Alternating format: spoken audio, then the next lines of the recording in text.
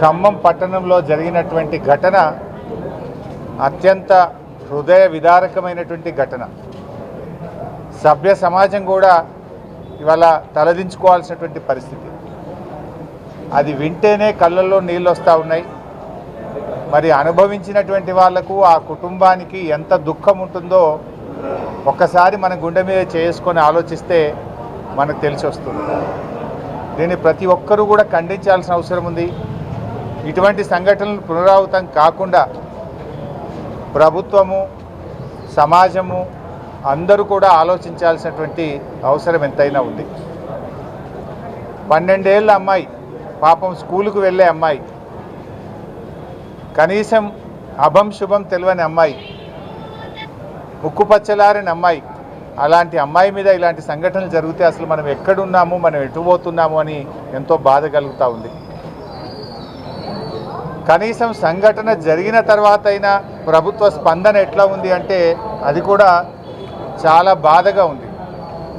ప్రభుత్వం అసలు ఒక రాష్ట్రము, ఒక ప్రభుత్వము 12 ఏళ్ళ అమ్మాయి మీద ఇటువంటి సంఘటన జరిగితే ప్రభుత్వం స్పందించాల్సిన తీరు ఇదేనా అని నేను అడుగుతా ఉన్నా. ప్రభుత్వానికి కనీసం బాధ్యత కూడా లేదా అని నేను అడుగుతా ఉన్నా. ఇవాళ ఈ ప్రభుత్వం చాలా నిర్లక్ష్యంగా ఆ పేషెంట్ పట్ల వ్యవహరిస్తూ ఉంది. ఏది ఏమైనా ఆ అమ్మాయికి బీఆర్ఎస్ పార్టీ పూర్తి అండగా ఉంటుంది. మాజీ శాసనసభ్యులు ఉపేందర్ రెడ్డి గారు కొంత సహాయం అందించారు, మేము కూడా కొంత సహాయం అందించాం. బట్ బాధ కలిగేది ఏంటంటే అమ్మాయి తిరిగి నడవలేని పరిస్థితి, తిరిగి సాధారణ స్థితికి రావడం చాలా చాలా కష్టము అని డాక్టర్లు చెప్తా ఉంటే ఎంత బాధ అవుతా ఉంది. అమ్మాయి జీవితం పోయింది ఈరోజు.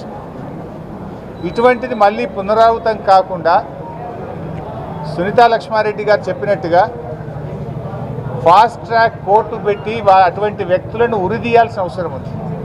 ఇలాంటి తప్పులు మళ్ళీ ఎవడన్నా చేయాలంటే భయపడాల్సిన పరిస్థితి రావాలి. ఈరోజు కాంగ్రెస్ ప్రభుత్వం వచ్చిన తర్వాత ప్రతిరోజు 5 నుంచి 6 ఫోక్సో కేసులు నమోదవుతూ ఉన్నాయి. రాష్ట్రంలో, తెలంగాణ రాష్ట్రంలో రోజుకు 5-6 చోట్ల మైనర్ అమ్మాయిల మీద, చిన్నపిల్లల మీద అత్యాచారాలు జరుగుతూ ఉన్నాయి. నిన్నగాక మొన్న వికారాబాద్ జిల్లా యాలాల్ మండలంలో ఒక అమ్మాయి సెల్ ఫోన్ ఛార్జర్ తీసుకోవడానికి లోపలికి వెళ్తే ఆ అమ్మాయి మీద అత్యాచారం జరిగింది. బొమ్మరాజ్పేట మండలంలో మైనర్ బాలికపై తన కుటుంబ సభ్యులు, బంధువే లైంగిక దాడికి పాల్పడ్డారు. వికారాబాద్ జిల్లా బషీరాబాద్ మండలంలో జీవంగి గ్రామంలో మైనర్ బాలికపై లైంగిక దాడికి పాల్పడ్డారు. వికారాబాద్ జిల్లా మోమిన్పేట పోలీస్ స్టేషన్లో ఒక ఆటో డ్రైవర్ మైనర్ అమ్మాయి మీద లైంగిక దాడికి పాల్పడ్డారు. మొన్న నిర్మల్ పోలీస్ స్టేషన్లో 6 సంవత్సరాల అమ్మాయి మీద లైంగిక దాడికి పాల్పడి, ఇవన్నీ కూడా ఈ నెలలో జరిగినాయి చెప్తున్నాను నేను. అంటే ప్రతిరోజు ఈ రాష్ట్రంలో 5-6 చోట్ల చిన్నపిల్లల మీద లైంగిక దాడులు జరుగుతూ ఉన్నాయి.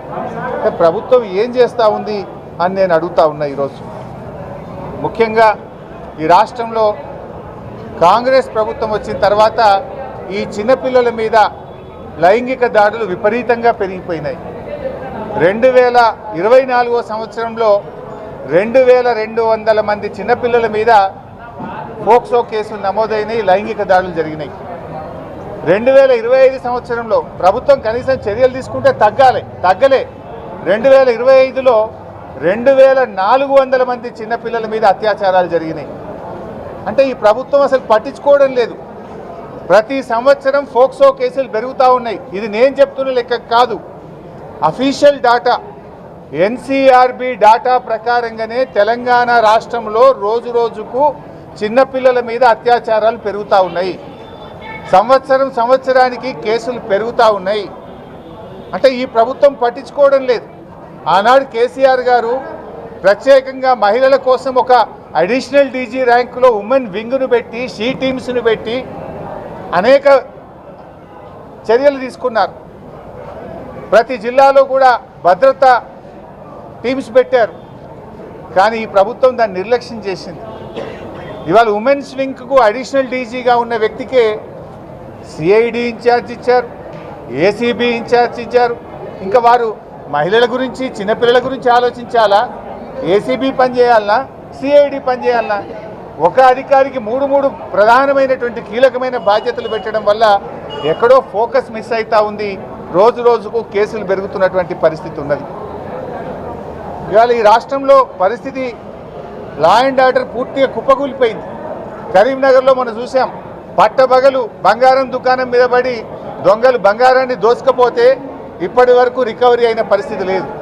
హైదరాబాద్ నడిబొడ్డున అడిషనల్ డీజీపీ వినయ్ రంజన్ రే గారి ఇంటిలో అర్ధరాత్రి ఆయన భార్యను చంపి నగలుతో ఉడాయిస్తే ఇయాలటి వరకు వాళ్ళని పట్టించుకున్నది, దొంగల్ని పట్టుకున్నది లేదు, రికవరీ అయింది లేదు. అంటే ఈ ప్రభుత్వం అసలు హైదరాబాద్ నడిబొడ్డున జరిగినా దిక్కు లేదు, కరీంనగర్ కలెక్టర్ ఆఫీస్ ముంగట దాడులు జరిగినా దిక్కు లేదు. నిన్న ఖమ్మంలో కూడా సెల్ ఫోన్ దుకాణంలో ముసుగులేసుకొని వచ్చిన అంతర్రాష్ట్ర దొంగలు దుకాణం మీద లూటీ చేసి సెల్ ఫోన్లను ఎత్తుకపోతే ఇయాలటి వరకు పట్టుకున్న పరిస్థితి లేదు. అంటే మొత్తంగా ఈ రాష్ట్రంలో పోలీసులు చేయాల్సిన పని చేస్తలేరు. కొంతమంది పోలీసులు పిఆర్ స్టంట్స్ చేస్తున్నారు, అసలు పని ఇడిచిపెట్టిండ్రు, పిఆర్ స్టంట్లు చేస్తున్నారు. ఎక్కువ సోషల్ మీడియా వైరల్ కోసం కొంతమంది పోలీసు అధికారులు పనిచేస్తున్నారు. కేసుల్లో రికవరీ లేదు. ఇలా అడిషనల్ డీజీపీ భార్యని హైదరాబాద్లో జూబ్లీ హిల్స్లో చంపి పారిపోయి నెల రోజులైనా ఇంతవరకు దొంగల్ని పట్టుకున్న పరిస్థితి లేదు. మీరు ఏం చేస్తుంది ప్రభుత్వం అని మేము అడుగుతా ఉన్నాం. అసలు చెప్పుకుంటే అది చాలా అవమానకరం. ఏంటంటే సైబర్ సెక్యూరిటీ వింగ్ ఉంటుంది. సైబర్ సెక్యూరిటీ వింగ్ పౌరులకు సైబర్ కష్టాలు వస్తే, సైబర్ నేరాలు జరిగితే పౌరులను కాపాడాల్సిన సైబర్ సెక్యూరిటీకే రక్షణ లేదు. ఇవాళ సైబర్ సెక్యూరిటీ వింగ్ యొక్క X account, cyber security wing యొక్క వెబ్సైటే హ్యాక్ అయిపోయింది. ప్రజలను కాపాడండి అంటే మీ వెబ్సైటే హ్యాక్ అయింది, మీ ఎక్స్ అకౌంటే హ్యాక్ అయింది, ఇంతవరకు అది రికవరీ కూడా కాలేదు. అంటే ఈ ప్రభుత్వ పనితీరు ఎట్లా ఉందో ఈరోజు అర్థమవుతా ఉంది. ముఖ్యంగా ఈ పేషెంట్కి సంబంధించి ఇది నాకు ఇంకా బాధ కలిగిన అంశం.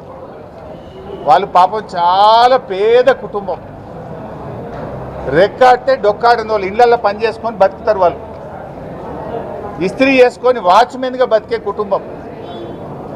ఇవాళ ఆ కుటుంబానికి ఇంత ఘోరం జరిగితే ప్రభుత్వం ఎంత నిర్లక్ష్యంగా ఉందంటే నిమ్స్ హాస్పిటల్లో చేర్చితే మందులు బయట కొనుకొచ్చుకోపోతున్నారు.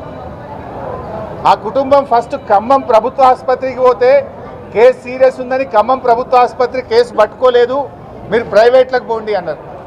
ప్రైవేట్లో ఖమ్మంలో 2 ఆసుపత్రులు తిరిగిండ్రు. ఒకడ 40,000 ఖర్చు అయింది, ఇంకొకడ 30-40,000 ఖర్చు అయింది. మళ్ళీ సీరియస్ అయితే విషయం అంతా బయటకు వస్తే నిమ్స్ ఆసుపత్రికి తీసుకొచ్చిండ్రు. ఈ నిమ్స్ ఆసుపత్రిలో మరి ఆ జిల్లాలో ఒక ఉప ముఖ్యమంత్రి ఉంటాడు, 2 మంత్రులు ఉంటారు. వాళ్ళ కుటుంబమేమో పొంగులేటి గారి నియోజకవర్గం కుటుంబం, వాళ్ళు ఉండేది, వాళ్ళ ఓటర్లేమో పొంగులేటి గారి నియోజకవర్గం. సంఘటన జరిగిందేమో తుమ్మల గారి నియోజకవర్గం. కానీ మంత్రుల పట్టింపు ఎట్లున్నదంటే, పేదల పట్ల ఈ ప్రభుత్వం బాధ్యత ఎట్లున్నదంటే, ఇగో ఈ మందులు బయట కొనుక్కొచ్చుకోమని రాసింది. ఒక మందులేమో బాలాజీ మెడికల్ స్టోర్ బయట, నిమ్స్లో డాక్టర్లు బయట కొనుక్కొచ్చుకోమంటే బాలాజీ మెడికల్ స్టోర్లో మందులు కొనుక్కొస్తే ఇది 3,900 రూపాయల బిల్లు. ఇంకొక బిల్లు బాలాజీ మెడికల్ స్టోర్లో 2,350 రూపాయల బిల్లు. ఇంకొక బిల్లు ఇది 730 రూపాయల బిల్లు. అంటే ఈ ప్రభుత్వము గా చిన్న పాపకు వైద్యం ఇప్పియలేని ప్రభుత్వమా? గా పిల్లల్ని కూడా బయట మందులు కొనుక్కొచ్చుకోమంటారా? నిమ్స్ ఆసుపత్రి అంటే ప్రభుత్వ ఆసుపత్రి, పేదలకు వైద్యం దొరుకుతుంది అనుకుంటారు. కానీ అలా ఈ 3 బిల్లులు కనీసం ఇంత సంఘటన జరిగి విషయమంతా బయటకు వస్తే జిల్లా కలెక్టర్కో, శిశు సంక్షేమ శాఖకో, దాని మంత్రి గారికో, ఈ ముఖ్యమంత్రికో, జిల్లా మంత్రులకో కనీస బాధ్యత లేకుండా ఈ ప్రభుత్వం వ్యవహరిస్తుందనడానికి ఆ పేషెంట్ బయట బిల్లులు పెట్టి తెచ్చుకున్న పరిస్థితి, బయట డబ్బులు పెట్టి మందులు కొనుక్కున్నటువంటి పరిస్థితి. అంటే ఈ ప్రభుత్వం వైద్యం కూడా ఇయ్య చేతనైతలేదు. మేము వస్తే మాత్రం 100 మంది పోలీసు వాళ్ళు వచ్చిరికి, కానీ ఇక పేషెంట్కు మందులు కొనిచ్చి ఇంత వైద్యం ఇప్పించే తెలివి లేదు. కానీ ప్రతిపక్షం వాళ్ళు వస్తే మేము మాకంటే ముందు పావు గంట ముందు మంత్రి గారు వచ్చిపోయినారు, మేము రాగానే 100 మంది పోలీసు వాళ్ళు వచ్చిండ్రు. ఈ పోలీసు వాళ్ళు వచ్చుడు కాదు, చేతనైతే ఆ పాపకు మంచి వైద్యం ఇవ్వండి, ఈ మందులు కొనుక్కొచ్చుకోమని ఏంది బయట. ఆ తల్లి ఏడుస్తుంది, మేము పేదోళ్ళం సార్, పైసలు లేవు సార్, ఎవరో కొంతమంది దాతలు మాకు ఫోన్లో వేస్తామని పైసలు, ఫోన్పేలో పైసలు వేస్తుంటే దాతలు ఆ పైసలతో మేము ఈ మందులు కొనుకొచ్చుకున్నామన్నారు. దాతలు అంటే ఆ విషయం తెలిసి గుండె ద్రవించి బాధపడి ఎక్కడెక్కడి నుంచో వాళ్ళ కులమోళ్ళు ఫోన్పే చేస్తే గా పైసలతో మందులు కొనుకొచ్చుకునే పరిస్థితి. అంటే మందులు ఇప్పియడం కూడా ఈ ప్రభుత్వానికి చేత కాదా? ఈ రాష్ట్రంలో మరి స్త్రీ శిశు సంక్షేమ మంత్రి ఏం చేస్తున్నట్టు, వైద్య ఆరోగ్య మంత్రి ఏం చేస్తున్నట్టు, ఆ జిల్లా ముగ్గురు మంత్రులు ఏం చేస్తున్నట్టు, ముఖ్యమంత్రి ఏం చేస్తున్నట్టు?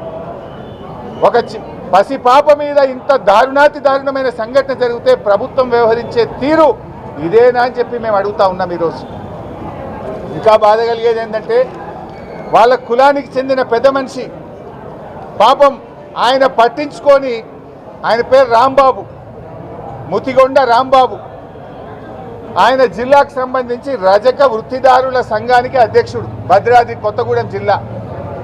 అయ్యో మా కులంలో ఒక బిడ్డకి ఇట్లా అయింది అని చెప్పి ఆ పాపను విషయాన్ని బయటకు తెచ్చి పోలీస్ స్టేషన్లో కేసు పెట్టి ఆ పాపను నిమ్స్ ఆసుపత్రికి తెస్తే అక్కడ ఖమ్మం పోలీస్ అధికారి ఫోన్ చేసి ఏందయ్యా నువ్వు బాగా మాట్లాడుతున్నావు, అన్ని విషయాలు బయటకు తెస్తున్నావు, నీ మీద కేసు పెట్టా, నీ మీద ఎఫ్ఐఆర్ అవుతుంది, నువ్వు 6 నెలలు జైలుకు పోతావని బెదిరిస్తాడా? రక్షించాల్సిన పోలీసులు ఈ రకంగా బెదిరిస్తారా? ఆ పాప తల్లిదండ్రులకు మీరు కాపాడాల్సింది పోయి విషయాన్ని బయటకు తెచ్చినటువంటి జిల్లా అధ్యక్షుడికి ఇవాళ బెదిరింపులకు గురి చేస్తూ ఉన్నాడు. పాపం ఆయన ఒక్క డ్రెస్ మీద ఇక్కడికి వచ్చి ఆ పాపకు ఆ కుటుంబానికి అండగా ఉండి ధైర్యాన్ని ఇచ్చి ఆ కుటుంబాన్ని కాపాడే ప్రయత్నం చేస్తే పోలీసులు పాపం అతనికి ఫోన్ చేసి ఆయనను రాంబాబును బెదిరించేటువంటి ప్రయత్నం చేస్తున్నారు. ఇది చాలా అమానుషం. డీజీపీ గారు ఆ పోలీసుల మీద యాక్షన్ తీసుకోండి. బెదిరించుడు కాదు, రక్షణ ఇవ్వాలి. ఆ తప్పు చేసిన వాడి మీద చర్యలు తీసుకోండి, ఫాస్ట్ ట్రాక్ కోర్టు పెట్టండి. కానీ విషయాన్ని బయటకు తెచ్చిన వాళ్ళను నీ మీద కేసు పెడతాం, నిన్ను లోపలేస్తామంటే ఇదేమి యాక్టు, ఇదేం పోలీసులు, ఇదేం చట్టం? ఈ రాష్ట్రంలో ఏం జరుగుతూ ఉందని మేము ప్రశ్నిస్తూ ఉన్నాం. దయచేసి ఇప్పటికైనా మేము ప్రభుత్వాన్ని సూటిగా డిమాండ్ చేస్తూ ఉన్నాం. ఆ పాపకు వెంటనే ఒక 10 లక్షల రూపాయలు ఎక్స్గ్రేషియా ఇవ్వండి. ఎందుకంటే ఇంకిద్దరు పిల్లలు ఉన్నారు, వాళ్ళు చదువుకోవాలి. ఇంకా 6 నెలల దాకా ఆ పాప ఆసుపత్రిలో ఉంటే ఆ కుటుంబం రెక్కాడితే డొక్కాడనోళ్ళు. ఆ మందులు ఒక్క రూపాయి కూడా ఖర్చు కాకుండా ప్రభుత్వమే వైద్య ఖర్చులు భరించి ఆ పాప పూర్తిగా మంచిగా అయ్యే వరకు వైద్యం అందించాలని, ఆ కుటుంబానికి 10 లక్షల ఎక్స్గ్రేషియా ఇవ్వాలని, ఆ తప్పు చేసిన వారిని కఠినంగా శిక్షించాలని, విధుల నిర్వహణలో ఈ నిర్లక్ష్యం చేసిన వారు ఈ మందులు బయట కొనుక్కొచ్చుకునే విధంగా దీనికి ఎవరైతే బాధ్యత వహించారో వారి మీద కూడా కఠిన చర్యలు తీసుకోవాలని, ఆ రజక సంఘం జిల్లా అధ్యక్షుని బెదిరించిన పోలీస్ అధికారుల మీద కూడా విచారణ జరిపి ఇంకొకసారి ఇటువంటివి చేయకుండా, ఇలాంటి బెదిరింపులకు పాల్పడకుండా ఆ పోలీస్ అధికారి మీద కూడా చర్య తీసుకోవాలని డిమాండ్ చేస్తున్నాం. ఆ పాప పూర్తిగా నయమయ్యేదాకా కూడా బీఆర్ఎస్ పార్టీ ఆ అమ్మాయికి ఆ కుటుంబానికి రక్షణగా ఉంటుంది. మేము మా ఫోన్ నెంబర్లు కూడా రాసిచ్చాం.